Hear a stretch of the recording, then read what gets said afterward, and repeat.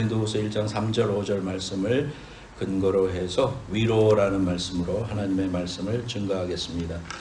우리 후원 선교사님들을 위해서 계속해서 기도해 주시고, 우리 지난주에 조중권 선교사님하고 미은송 선교사님한테 우리가 선교비를 후반기 부분을 보냈습니다. 위해서 기도해 주셔서 그들의 사역이 하나님의 은혜 가운데 아름답게 열매 맺고 교회가 세워지고 공동체들이 세워지는 귀한 은혜가 있을 수 있도록 계속해서 후원 선교사님들을 위해서 여러분들이 기도하기 좋은 시간에 성경을 읽고 나서 잠시 기도해도 좋고, 성경 읽기 전에 잠시 기도해도 좋고요. 중보기도 꼭 해주시고, 우리 교회를 위해서, 여러분의 목회자를 위해서, 여러분의 가정을 위해서, 또 서로를 위해서 기도하는 그런 시간이 꼭 있기를 바랍니다. 오늘 귀한 말씀, 위로라는 말씀으로 하나님 말씀 증거하겠습니다. 어떤 사람이 자기가 자꾸 삶에 종이를 찢는 그런 버릇이 있대요. 이렇게 종이를 자꾸 찢어서, 그래서 이게 웬일인가, 안 하려고 해도 자꾸 이게 심리적인 거니까 자꾸 찢고, 종이를 자꾸 찢는 거야. 이렇게 자꾸 찢으니까 병원에도 가보고 정신과에도 가보고 또 상담도 받아보고 했는데 자꾸 찢는 거예요. 그러니까 이제 기독교 상담학자한테 가면은 어릴 때 뭐 학대당한 게 있습니까? 뭐 부모님한테 뭐 억제당한 게 있습니까? 뭐 이런 걸로 이제 풀어보려고 상담을 또 하잖아요. 뭐 그렇게 없는 것 같은데요. 말이죠. 어떤 의사 선생님한테 갔다가 그 의사 선생님을 통해서 당장 고쳤답니다. 그 의사 선생님이 이야기를 다 듣더니 그랬답니다. 찢지 마! 그랬대요. 그리고 나서 안 찢었대요. 우리가 참 쉽게 우리의 마음의 문제를 고칠 수 있는 건 아닙니다. 실제로 우리가 그리스도인이 되어도요, 마음속에 어린 시절에 받은 상처, 또 가졌던 여러 가지 아픔, 이런 것들은요 계속해서 사람을 건드립니다. 휴지 좀 갖다 줘요. 콧물이 나서. 그래서 그 사람들의 마음속에 있는 그 마음의 병이라는 것은 굉장히 심플한 문제가 아닙니다. 하지마! 한다고 해서 안 되는 게 아니에요. 열등감이라는 것도 안 해야지, 이렇게 아무리 생각해도 그렇게 생각이 안 돼요. 이게 마음의 병이 참 어려운 겁니다. 그래서 우리 이게 뭐 여러 가지 상담학자들도 있고요. 그렇습니다. 내적 치유 세미나라는 말도요. 그래서 이제 생겨난 말들이에요. 제가 한국에서 THM 본부를 할 때에 기독교 상담학, 기독교 심리학 이런 거를 들었어요. 그럴 때 어덜트 차일드라는 그런 그 컨셉이 한국에 소개되었고, 정동석 교수님이 내 교수님이었는데 그걸 통해 가지고 그런 걸 들었어요. 그리고 나서 사람들을 바라보니까 좀 더 이렇게 이해하게 되고 그 사람을 정죄하지 않게 되더라고요. 저 사람은 왜 저렇게 센시티브한가? 저 사람은 왜 과민 반응을 보이는가? 그렇게 생각했는데, 그런 사람들에게는 어린 시절에 받은 상처들이 있고 또는 억압당한 게 있고 그렇습니다. 그래서 어린 시절에 집에 들어왔는데 아버지가 술 먹고 행패 부리고 무서움에 벌벌 떨던 그런 꼬맹이는 내가 이제 자라나면 빨리 내가 독립할 수 있으면 집을 떠나야지, 그런 생각을 품으면서 벌벌 떨면서 살아와. 그것이 트라우마가 돼가지고 자기도 모르게 앵거가 나오고 자기도 모르게 막 피해의식이 생겨서 결혼을 하고 나서도 남편이 뭐라고 조금만 이야기하면은 나를 무시한다고 그러면서 싸우는 겁니다. 그러면서. 그러니까 남편도 뭐 인생은 누구나 다 그런 그 트라우마가 조금씩 있잖아요. 없는 사람은 없어요. 다 그런 게 있지만 좀 심하고 안 심하고 그런 게 있는데, 3살, 4살 때 받았던 그런 것이 자기를 그렇게 괴롭힐 줄을 몰랐는 겁니다. 그래서 그런 이야기들을 할 때 뭐 세상에서는 뭐 전생 체험도 하고 뭐 그렇게 합니다만, 자기의 의식과 무의식 속에 있는 잠재되어 있던 부분들이 밖으로 드러나게 될 때에 자기도 깜짝 놀라게 되는 것입니다. 7살, 8살 때 가진 상처를 평생 가지고 있다가 그 아픔 때문에 힘들어하는 그런 경우들이 많죠. 학교에서 선생님들한테 받은 상처, 저희가 다닐 때만 해도 여러분들하고 비슷하겠지만은 선생님들이 굉장히 권위적이었고 또 아이들을 많이 두드려 팼습니다. 손바닥으로 깃방망이도 날리고 이러면서 자기 화 때문에 정말 아이를 잘 양육하고 내가 너 사랑해서 때리는 거야 이런 선생님 거의 없었고, 조금만 대들고 눈빛만 조금 불안이면 선생님한테 소위 말해서 뒤지도록 맞는 거예요. 그렇게 죽도록 맞는 거예요. 그런 것들이 어린 시절에 가진 상처로 남아가지고 어떤 권위에 대해서 반항하고 그런 사람들에 대해서 신뢰하지 않고 그런 이제 생각을 가지게 됩니다. 크리스티 김이라는 선교사님이 계셨어요. 지금도 계셔요. 근데 그분이 내적 치유 세미나를 통해 가지고 그 하와이의 열방대학의 교수도 하시고 또 많은 강의를 했습니다. 여러분들도 이제 유튜브나 이런 책이나 이런 걸 보면은 그 뭉쳐진 엉어리를 풀어라 뭐 이런 책도 있고요. 여러 가지 책이 있는데 그분의 강의를 들어보면은 그런 사람들을 만났을 때 그런 부분들이 큰 상처로 남아있고 또 그런 상처 때문에 결국은 치유할 과정에 보면은 귀신들이 들어와서 있었다. 그래서 축사를 할 때에 그들이 떠나가고 회복이 된 여러 케이스들이 나옵니다. 정말 그 사람들은 많은 상처와 아픔들을 가지고 있습니다. 자기 오빠가 집안에 가장 소망스러운 오빠였기 때문에 집에서 딸들은 별로 뭐 공부도 안 가르치고 별로 소중하게 생각 안 하는 남성 우월주의 상황 속에서 살고 있었던 그런 시대에서 그 오빠가 동생을 해코지하고 또 나가서는 성폭행을 하고 그 사실을 엄마한테 말했을 때 엄마가 조용히 해. 네 오빠는 훌륭하게 될 사람이야. 가만히 있어 너는. 어디 가서 말하지 말고. 그거를 해결해 주지 않고 그런 상황을 벗어날 수가 없었던 그런 사람들이 그런 상처를 가지고 살아가면서 대인관계도 못하고 사회생활도 못하고 부모님들하고도 대화가 안 되고 오빠하고는 뭐 물론이고 이런 상태로 있다가 그 크리스티 킴 선교사를 만나서 이야기하면서 참 어렵지만은 그러나 오빠를 용서하고 엄마를 용서해라. 그것이 네가 살 길이고 하나님의 마음이다. 그렇게 했을 때 용서합니다라는 그 말이 안 나와서 너무 괴로워하고 발버둥치고 떼굴떼굴 굴르면서 힘들어하다가 마귀가 못하게 하는 거죠. 근데 용서합니다라고 했을 때 귀신이 소리를 지르면서 떠나가고 그 자매가 회복되는 그런 이야기들도 나오고 여러 가지 케이스들이 나옵니다. 참 우리의 마음이라는 것은 복잡한 것입니다. 이러한 상처, 누군가 위로해주고 치유를 받아야 되는데 세상의 도움은 한계가 있습니다. 그렇기 때문에 우리 인간은 영혼 육의 존재이기 때문에 혼적인 사이콜로지스트들한테 카운셀링만 받는다고 해서 영적인 문제가 해결이 안 되면 해결이 안 되는 거예요. 육신은 의사들이 고칠 수 있고 혼적인 문제도 정신과 의사들이 고칠 수 있지만 영적인 문제는 사람들이 고칠 수가 없습니다.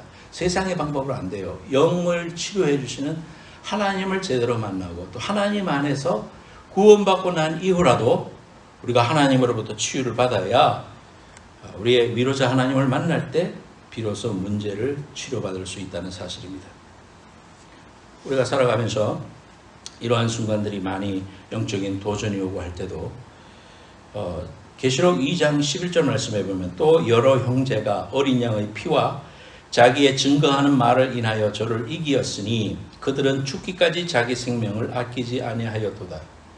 여러분들이 영적인 도전이 있고 선교를 가고 또는 전도하러 가고 또는 굉장히 어려운 순간에 놓였을 때에 하나님 앞에 이길 수 있는 방법은 뭡니까? 그것은 어린 양의 피로 자신을 무장할 때 예수 그리스도가 나를 어린 양의 보혈의 피로 충분히 적셔주시고 나를 무장시켜 주실 때 우리가 그들의 위기 앞에서 이길 수 있고 승리할 수 있음을 성경은 우리에게 말하고 있습니다.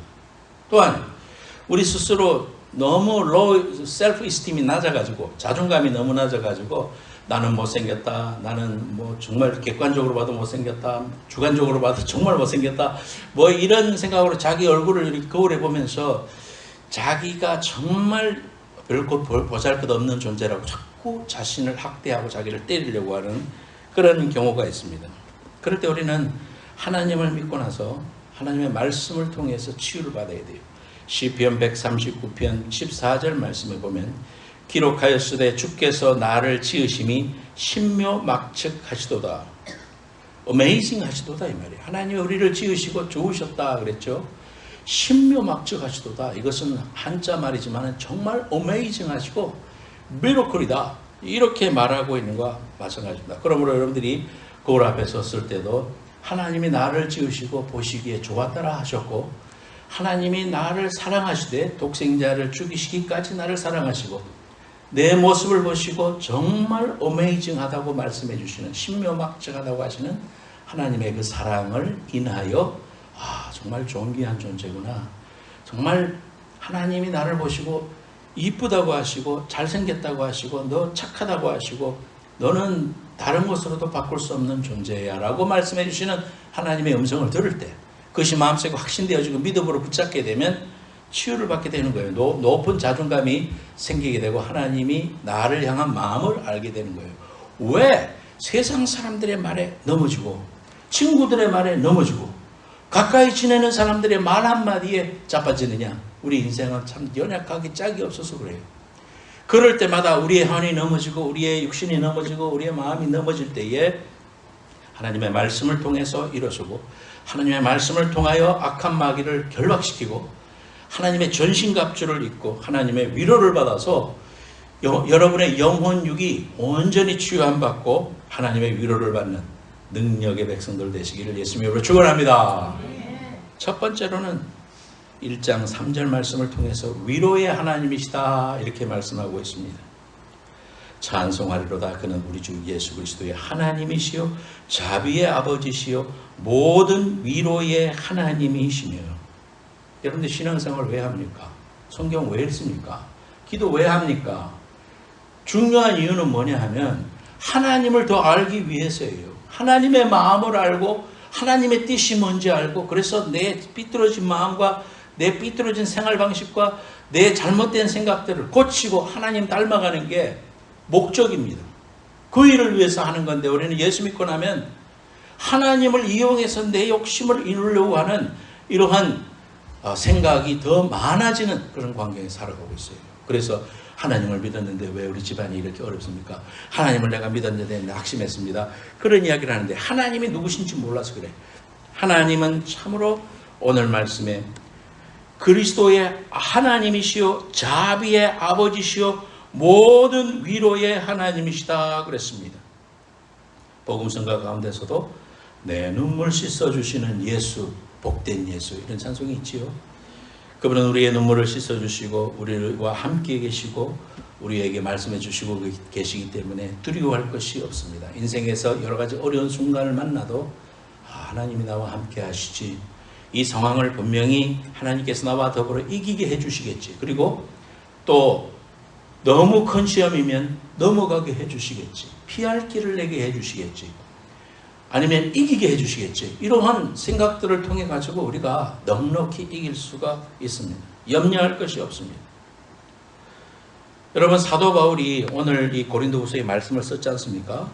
이 사도 바울은 그의 인생이 60 정도 살았는데요, 30년은 예수 믿는 사람들을 죽이는 일에 앞장섰던 사람입니다. 배경도 너무 좋았고 또 그의 바리새인 중에 바리새인이었고 또 사내들인의 공의의 의원이었고 잘 나가는 사람이었어요. 그렇기 때문에 사람들은, 유대인들이 이 사람은 정말 베스트 오브 베스트다, 이 사람은 이 청년을 세워가지고 정말 우리 유대교의 큰 젊은 청년의 일꾼으로 세워야 되겠다 생각하고 앞장을 서게 했습니다. 그래서 그는 하나님을 더 알았고, 그래서 그 열심을 가지고 예수 믿는 사람들 것들을 전부 잡아가지고 죽이는 것이 하나님을 위한 열심인 줄 알았어요. 그러다가 그는 다마스커스로 가는 그 길에서 밝은 빛을 바라보면서 사울아 사울아 네가 나를 왜 비방하느냐, 그 음성을 듣습니다. 그리고 그의 마음속에 예수 그리스도를 만나게 돼요. 그리고 나서는 30대 이후로는 그의 삶이 예수 그리스도를 위하여 자신의 삶을 온전히 드린 그런 사람이었습니다. 자기 중심으로 살던 사람이 예수 중심으로 사는 삶으로 바뀌었습니다. 그렇게 되니까 유대인들의 입장에서 보면은 배신자잖아요. 배신자요, 배신자요, 죽이려고 뭐 작당하는 건 당연한 일이지. 예수님도 그래서 죽으신 거 아니에요. 그러니까 이런 아주 어려움 가운데 있었습니다. 여러분들이 사도 바울이 얼마만큼 어려움을 당했는가 성경을 읽으면서 보셨을 거예요. 너무나도 지독한 고통을 받아가지고요. 오늘 말씀에 보면 8절에 읽지는 않았지만 형제들아 우리가 아시아에서 당한 환난을 너희가 모르기를 원치 아니하노니 힘에 겹도록 심한 고난을 당하여 살 소망까지 끊어졌다. 그리고 9절에는 사형 선고를 받은 줄로 알았다. 사형 선고받고 그냥 죽는다 이렇게 생각했다 이 말이에요. 자, 이런 어려움을 당했죠. 40에 하나 감한 매를 맞기도 하고 또 돌에 맞기도 하고 얼마나 어려움을 겪었는지 몰라요. 그런데 그분이 이 고린도후서를 쓰면서 4절 말씀에 이렇게 말씀하십니다. 우리의 모든 환난 중에서 우리를 위로하사 우리로 하여금 하나님께 받는 위로로서 모든 환난 중에 있는 자들을 능히 위로하게 하시는 이시로다 그랬습니다. 환난이 있었지만 그러나 하나님의 위로가 더 컸고 그 하나님의 위로로 인하여 내게 하나님의 그 귀한 사랑을 통해서 그 어려움을 겪고 있는 다른 형제들에게 위로했을 때 하나님의 위로가 엄청난 역사의 그러한 모습이 있었다는 사실을 사도 바울은 이 말씀을 통해서 말씀하고 있는 것입니다. 우리 인생 가운데 상처를 당하고 어려움을 당하고 닉 부이치치 같이 태어났는데 정말 사람이라고 할 수 없는 그런 장애를 갖고 태어나거나 또는 이지선 자매처럼 정말 어렵고 힘든 그런 정말 상상할 수 없는 그런 지경에 놓인 사람들이 그것을 통해서 신앙을 통해서 그들이 하나님의 얼마나 큰 위로를 받았으면 그분들 입에서 고백하는 그 고백은 우리가 상상으로만 알고 이론적으로만 아는 그런 위로가 아닙니다. 그러분이 와서 어려움을 당하는 사람에게 손잡아 줄 때 어쩌면 목회자보다도 더 큰 위로가 그 심령에게 전달되는 것입니다. 정말 남편을 잃고 살아가는 어렵게 산 사람이 있는데 그 사람과 똑같은 어려움을 겪었던 신앙의 선배가 와서 손을 붙잡아 주면서 그 마음 압니다 하면서 같이 울어줄 때 마음속에 치유가 임하고 하나님의 위로가 임하고 하나님의 능력이 임한다는 사실을 우리가 우리 체험을 통해서 깨닫습니다. 우리 주님께서 1장 5절 말씀에 이렇게 또 말씀하십니다. 그리스도의 고난이 우리에게 넘친 것 같이 우리가 받는 위로도 그리스도로 말미암아 넘치도다 그랬습니다. 죄가 많은 곳에 은혜가 많도다 하는 그런 말씀도 있죠. 여기 뭐냐면은 결국 우리 마음속에 이러한 고난과 인생의 환난이 있음으로 인해서 우리에게 주어진 축복은 더 크다. 큰 위로와 하나님을 체험하는 그런 은혜를 경험하게 되는 것입니다. 똑같이 하나님의 은혜를 감격하고 눈물을 흘리지만 그러나 하나님의 은혜를 깊이 깨달은 사람들이 흘리는 두 번째 눈물은 고난과 더불어서 흘리는 그 눈물은 뜨거운 눈물입니다. 그것은 정말 이 세상에 화학 방정식으로 해결할 수 없는 뜨거운 눈물이 하나님 앞에 흐르는 것이고 마음속에 은혜가 있어서 작은 일에도 눈물을 흘리고 작은 일에도 감격할 줄 알고 작은 일에도 감사할 줄 아는 그러한 심령으로 변화되게 되는 것입니다. 여러분 주님을 섬길 때 많은 어려움이 다가옵니다. 많은 사람들이 특히 한국에 있는 사람들은 믿지 않는 집에 이사 가가지고 당하는 어려움들은 이런 말할 수가 없습니다. 참 제사를 거부하거나 또는 말할 수 없는 핍박을 겪고 교회당에 나와서 새벽기도마다 막 울부짖는 그러한 부르짖음이 제 목회 가운데서도 너무나 많이 있었고 또 그러한 사람들이 결국은 그러한 어려움을 겪으면서 그 고난이 변하여 축복이 되고 온 집안이 다 예수를 믿게 되고 그 며느리 때문에 복을 받는 그런 놀라운 간증들이 우리에게 너무나도 많이 있습니다. 고난 뒤에 다가올 하나님의 위로와 축복이 더 크다는 겁니다. 여러분 헨리 나우엔이라는 분이 그리스도의 위대한 영성학자죠. 교수직을 내려놓고 그 장애인들과 함께 공동체 생활하면서 살았던 헨리 나우엔 그분이 이런 말을 했습니다. 예수 그리스도는 상처 입은 치유자 예수 그리스도는 이 땅에서 많은 상처를 받았습니다. 그분은 무사람들로부터 상처를 받았고 제자들의 배신으로 상처를 받았고 가족들로부터 거절을 받으셨습니다. 십자가에서 살이 찢겨지는 상처를 받았고 하나님으로부터 버림받는 커다란 상처를 받았습니다. 그럼에도 불구하고 당신이 받았던 상처 때문에 사람들을 불평하지 않고 자학하지 않았으며 상처받은 사람들을 가슴에 끌어안고 치유하시는 분이 되셨습니다. 온 인류의 상처를 홀로 체험하신 그분이 온 인류의 상처를 치유하는 위대한 치유자가 되셨습니다. 그래서 예수 그리스도는 상처받은 인생을 이해하십니다. 주님이 다 아신다는 겁니다. 주님을 바라보면 우리의 이 상처와 우리의 무거운 짐도 내려놓음을 겪게 됩니다. 왜? 나보다 더한 십자가를 지셨기 때문에. 우리를 구원하시기 위해서 십자가에서 온갖 모욕과 질시를 겪으셨던 그런 분, 예수 그리스도. 그분은 상처 입은 치유자이셨습니다. 주님의 은혜 가운데 더 깊이 들어갈 수 있게 되는 것이 고난입니다. 시편 119편 71절에 고난당한 것이 내게 유익이라. 이로 말미암아 내가 주의 율례들을 배우게 되었나이다. 위로의 하나님이 여러분의 심령에 그 깊숙이 감추어진 그런 문제들도 위로해 주시고 치유해 주시고 우뚝 세워 일으켜 주시는 큰 위로가 함께 하시기를 예수님의 이름으로 축원합니다. 두 번째, 위로는 고난을 견디게 한다 그랬습니다. 6절에서 9절까지 볼까요? 우리가 환난을 당하는 것도 너희가 위로와 구원을 받게 하려는 것이요 우리가 위로를 받는 것도 너희가 위로를 받게 하려는 것이니 이 위로가 너희 속에 역사하여 우리가 받는 것 같이 고난을 너희도 견디게 하느니라. 너희를 위한 우리의 소망이 견고하면 너희가 고난에 참여하는 자가 된 것 같이 위로에도 그러할 줄 알미라. 우리에게 뭐라고 말씀하십니까? 사도 바울이 내가 이런 큰 고난과 어려움 속에서도 하나님의 큰 위로를 받았는데 그 위로가 너희들에게도 똑같이 있을 줄로 내가 믿는다. 여러분들도 알지 않느냐? 내가 이렇게 살 소망까지 끊어지고 사형 선고를 받은 것만큼 내가 그런 어려운 지경에 놓였지만은 이는 오직 죽은 자를 다시 살리시는 하나님만 의지하게 하려 하심이었다. 그가 이같이 큰 사망의 소리를 건지셨고 또 건지실 것이며 이후에도 건지실 것을 그에게 바라노라. 이러면서요, 사도 바울은 우리가 이러한 위로가 우리에게 있는 이런 고난을 견디게 해주신다 그랬습니다. 여러분, 엘리야도 갈멜산에서 능력 대결의 승리자였죠. 자신이 쌓은 제단에만 불이 내려오고 바알 선지자들, 아세라 선지자들이 했던 850명은 막 살을 찢고 별짓을 다 하는데도 불이 안 내려왔습니다. 결국 하나님이 참 하나님이심을 그 자리에서 아주 확실하게 보여주시고 결국 그 850명을 그 시냇가에서 다 죽여버렸습니다. 기손강에 가서 다 죽여버렸습니다. 이런 능력 대결을 경험하고 비가 안 오던 3년 동안 비 안 오던 것이 비가 내리고 이런 능력을 체험했는데 이세벨이 단 한마디에 자빠졌습니다. 뭐라고 했습니까? 내가 너 죽일 것이다. 오늘 네 본대로 내가 너 박살낼 것이다. 도망갔어요. 그래서 광야길로 가서 로뎀나무 밑에 가서 기도합니다. 뭐라고 합니까? 열왕기상 19장 4절에 죽기를 원합니다. 피곤합니다. 지쳤습니다. 목숨을 거둬가 주십시오.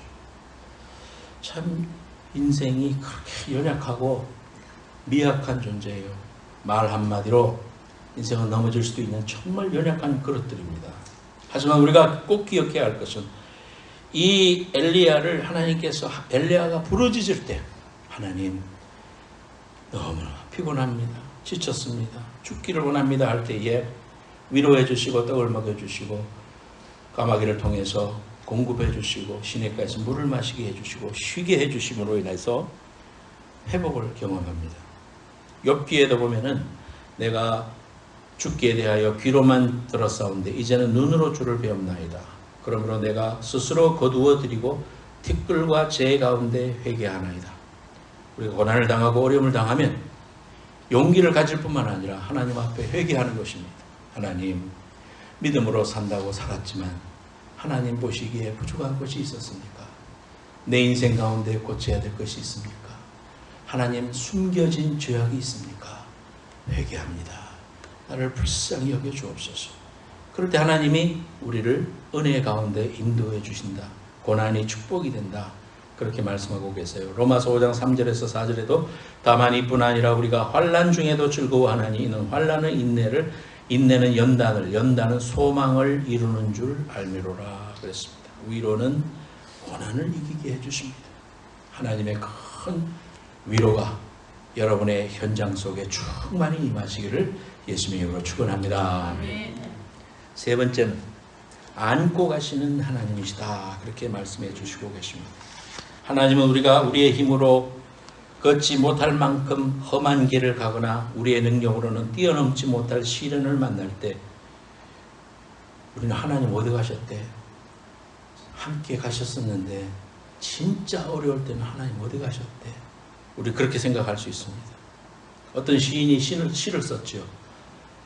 예수님이 나와 함께 하신다고 했는데 모래 발자국에 보니까 항상 주님과 나의 발자국이 있었는데 인생의 가장 힘들 때는 왜 내 발자국밖에 없어요? 했을 때 그 시는 그렇게 이야기했습니다.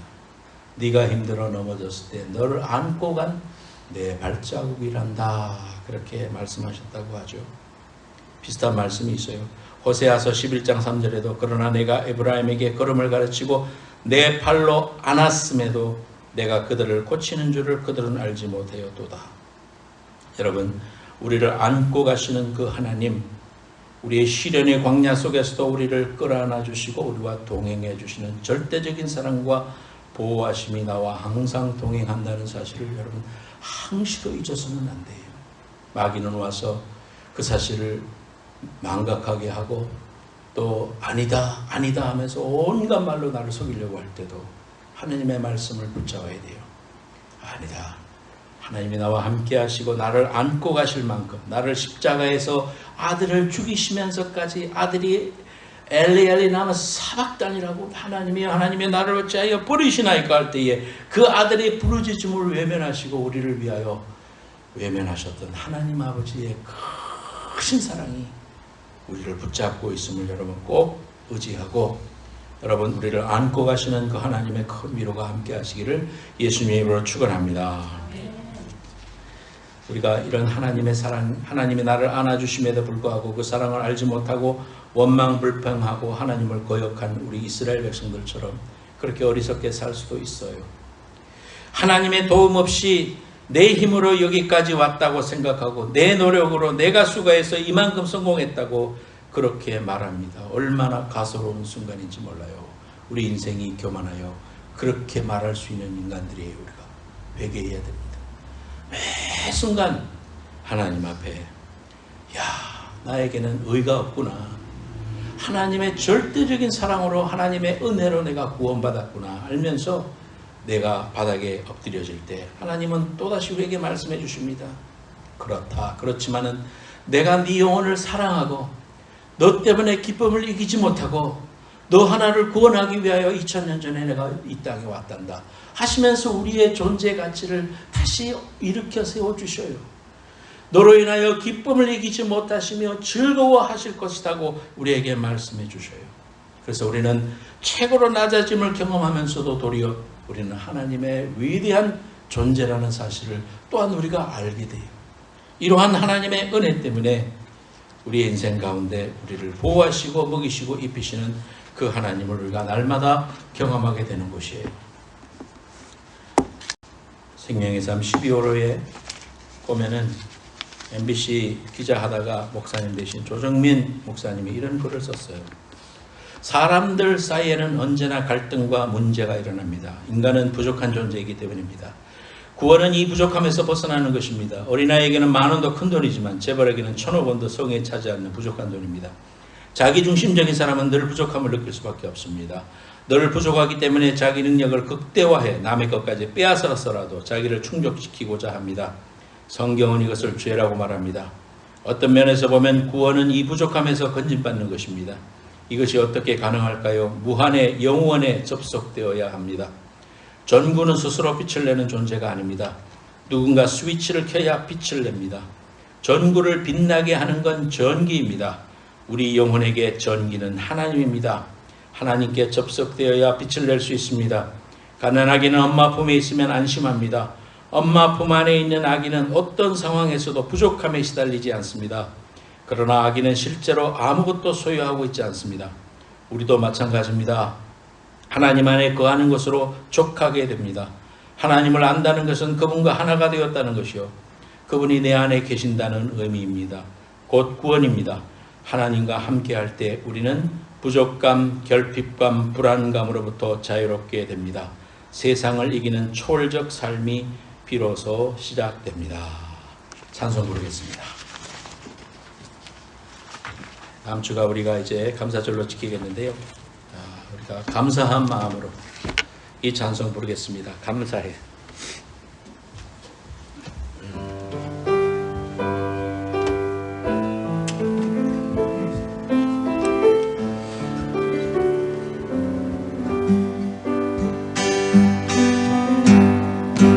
감사해.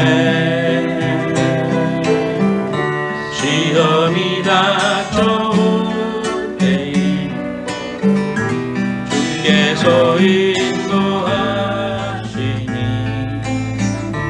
두려움 없네. 또 감사해. 고통이 찾아올 때에 주께서 지켜주시니 승리하리라. 나의 모든 생활 속에서 주님이 함께 하시리. 주님의 성령 나를 인도하시니 시험이 나를 찾아올 때 주님 지켜주시니 주님의 성령